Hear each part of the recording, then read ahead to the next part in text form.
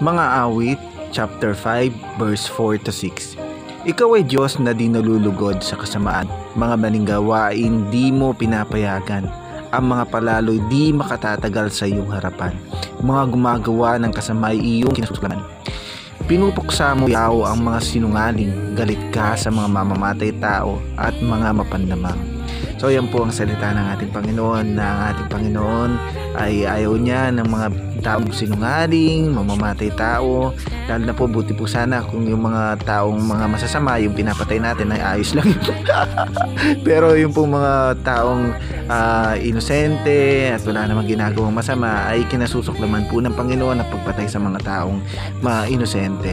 At tunay nga po ng Diyos ay makatwiran, makatarungan, at dahil siya po ang gumawa ng batas dito sa daigdig, ay siya po ang nakakaalam kung ano po mga dapat at mga bagay na gusto niyang ipairal sa kanyang daigdig. Sana po na-encourage po kayo sa isa na naman pong verse natin sa Bible, sa Quran, sa Torah, sa Old Testament, na nagsasabing ang Diyos ay makatwiran, mahustisya at makatarungan. God bless po. We'll see you on the next vlog. Maraming salamat po sa walang sawang at ating mga vlog, at sana po pakifollow nyo po yung ating Facebook page kung di pa po kayo nakafollow, at pakisubscribe po sa YouTube channel. God bless po. We'll see you. Sure.